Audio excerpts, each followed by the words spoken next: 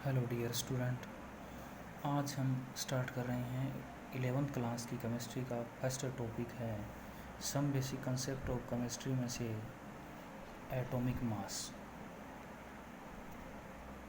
हम किसी भी एटम का एटॉमिक मास कैसे निकालेंगे, ये टॉपिक हम डिस्कस करेंगे आज हम। तो फर्स्ट हमें ये पता होना चाहिए कि दुनिया में जितने भी सारे मैटर हैं, matter is made up of small tiny particle.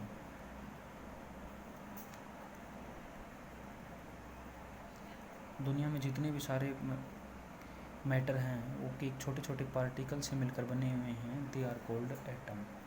वो पार्टिकल क्या होंगे?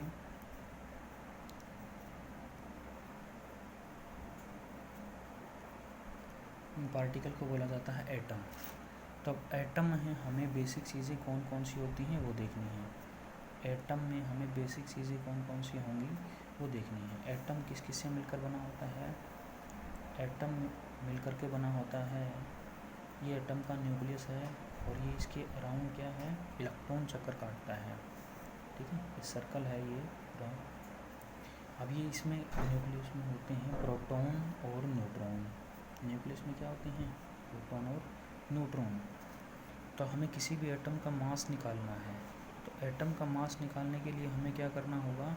जितने सारे इलेक्ट्रॉन का मास है, जितने प्रोटॉन का मास है और न्यूट्रॉन का मास का सम करना पड़ेगा, तो इस एटम का मास आ जाएगा अकेले का। ठीक है, एटॉमिक मास का मतलब ही क्या है? Atomic mass is equal to किसका मास है ये? It is the mass of an atom, एक एटम का मास। ठीक है, एक एटम का मास। एक एटम में होता क्या है? इलेक्ट्रॉन, प्रोटॉन और न्यूट्रॉन। तो इन सब का मास का सम कर दिया तो किसी एक एटम का मास आ जाएगा। तो हमें करना क्या है? सबसे पहले इलेक्ट्रॉन का मास पता हो, प्रोटॉन का मास पता हो, न्यूट्रॉन का मास पता हो, तभी तो इनके मास का सम करेंगे। तो इलेक्ट्रॉन का मास कितना होता है? 9.1 10⁻³ किलोग्राम। ग्राम में रिप्रेजेंट करूँ तो कितना आएगा? 9.1 10⁻27 ग्राम के बराबर आ जाएगा। सेम इसी प्रकार प्रोटॉन का मास होता है 1.6726 10⁻27 किलोग्राम के बराबर। और ग्राम में रिप्रेजेंट करूँ तो कितना आ जाएगा? 1.6726 10⁻24 ग्राम के बराबर आ जाएगा। ठीक है, इलेक्ट्रॉन, प्रोटॉन और न्यूट्रॉन की डिस्कवरी कैसे हुई ये हम पढ़ेंगे नेक्स्ट यूनिट है हमारी एटॉमिक स्ट्रक्चर में। हम सिंपल अब क्या निकालना सीख रहे हैं? Atomic mass. तो नेक्स्ट में हमारा क्या है? न्यूट्रॉन। न्यूट्रॉन का मास कितना होता है? 1.6749 10⁻27 किलोग्राम के बराबर। या फिर हम ग्राम में रिप्रेजेंट करें तो कितना आ जाएगा? 1.6749 10⁻24 ग्राम के बराबर। अब देखो, इलेक्ट्रॉन का मास बहुत ही कम है, किसकी कंपैरिजन में? इलेक्ट्रॉन का मास है बहुत ही कम है प्रोटॉन और न्यूट्रॉन के मास की कंपैरिजन में। तो हम किसी भी एटम का मास निकालते समय हम क्या करते हैं? इलेक्ट्रॉन का मास क्या मान लेते हैं? नेग्लिजिबल, बहुत ही कम है। तो इसलिए हम एटम का मास निकालते समय हम क्या करेंगे? सम करेंगे किसका मास का? प्रोटॉन के मास का और न्यूट्रॉन के मास का। ठीक है, प्रोटॉन और न्यूट्रॉन के मास का क्या कर देंगे? सम कर देंगे। तो एटम का क्या आ जाएगा? मास। इलेक्ट्रॉन के मास का सम क्यों नहीं किया? क्योंकि इलेक्ट्रॉन का मास बहुत ही कम है, इसलिए हमने इलेक्ट्रॉन के मास को नेग्लिजिबल मानकर हटा दिया। ठीक है, तो एटॉमिक मास में हमें क्या क्या क्या करना है? अब किसी भी एटॉमिक मास में निकालने के लिए हमें क्या करना पड़ेगा? Mass of total mass of proton plus में total mass of neutron, total mass of proton plus में टोटल मास ऑफ न्यूट्रॉन। न्यूट्रॉनों का टोटल मास प्लस में प्रोटॉनों का टोटल मास, इस तरीके से क्या आ जाएगा? एटॉमिक मास आ जाएगा। ठीक है, समझ आ रहा है ना? तो हमें टोटल मास ऑफ प्रोटॉन क्या करना कैसे निकालेंगे? अब देखिए, सिंपल हम पहले देख लेते हैं एटॉमिक रिप्रेजेंटेशन, किसी भी एटम को रिप्रेजेंट करने का तरीका। एटॉमिक रिप्रेजेंटेशन क्या है? एटम को रिप्रेजेंट करने का तरीका, एक्स से एटम को रिप्रेजेंट किया जाता है। जेड होता है उसका नंबर। जेड क्या होता है? Atomic number. जो एटम है उसको पीरियोडिक टेबल में हमें कौन सा नंबर दिया गया है, वही क्या है? Atomic number. ए बराबर है, ए इज इक्वल टू होता है मास नंबर। ये इन्फॉर्मेशन बहुत ज़रूरी है। किसी एटम को रिप्रेजेंट करने का तरीका क्या होता है? ये तो एटम का सिंबल हो गया, ये क्या है? उसका एटॉमिक नंबर, मतलब नंबर कौन सा दिया गया है पीरियोडिक टेबल में, उसको बोलते हैं एटॉमिक नंबर। और ए क्या है? Mass number. जेड क्या है? Atomic number. एक इन्फॉर्मेशन और है कि अगर किसी एटम का हमें एटॉमिक नंबर पता चल जाए, जेड पता चल जाए, तो उसमें उतने ही क्या होते हैं? इलेक्ट्रॉन, और उतने ही क्या होते हैं? प्रोटॉन।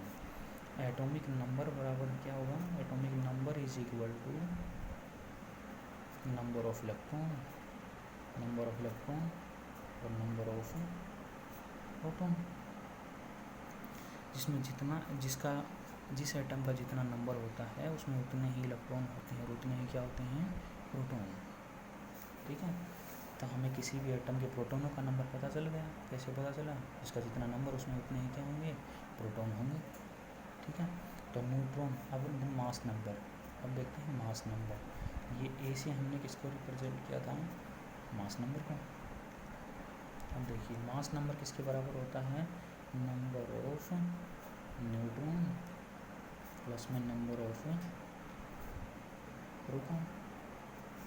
ठीक है, अब प्रोटॉनों का तो हमें पता चल गया, न्यूट्रॉन का पता नहीं चला। तो न्यूट्रॉन का पता लगाने के लिए हम क्या करते हैं? मास नंबर रखते हैं। अगर मास नंबर रख दिया, प्रोटॉनों का पता है, तो नंबर ऑफ न्यूट्रॉन निकल आएंगे। ठीक है, फॉर एग्जांपल हम देखते हैं सोडियम 1123। 23 क्या है इसका? Mass number. 11 क्या है? Atomic number. और एटॉमिक नंबर है उतने ही क्या है? इलेक्ट्रॉन हैं, और उतने ही क्या हैं? प्रोटॉन है उसमें। तो प्रोटॉनों की संख्या कितनी आ गई? 11। न्यूट्रॉनों की संख्या हमें निकालनी है, तो न्यूट्रॉन कितने आ जाएंगे? 12। न्यूट्रॉनों की संख्या कितनी आ गई? 12। तो इस तरीके से हम न्यूट्रॉन भी निकाल सकते हैं, प्रोटॉन भी निकाल सकते हैं और इलेक्ट्रॉन भी निकाल सकते हैं किसी भी एटम में। ठीक है, तो अब हमारा टॉपिक क्या था? एटॉमिक मास निकालना। तो बिल्कुल ईजी हो गया। तो हमें क्या करना है? Na1123 एटॉमिक मास निकालना है। तो हमें करना क्या है? टोटल प्रोटॉनों का मास करना है प्लस में टोटल न्यूट्रॉनों का मास करना है। टोटल प्रोटॉन कितने हैं? टोटल प्रोटॉन कितने हैं? 11। टोटल न्यूट्रॉन कितने हैं इसमें? टोटल न्यूट्रॉन कितने हैं?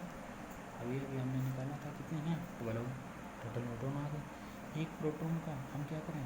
एक प्रोटॉन का मास और टोटल प्रोटॉनों के मास से मल्टीप्लाई कर दें, टोटल प्रोटॉनों का मास आ जाएगा। ठीक है, तो हमें atomic mass is equal to किसके बराबर होगा कि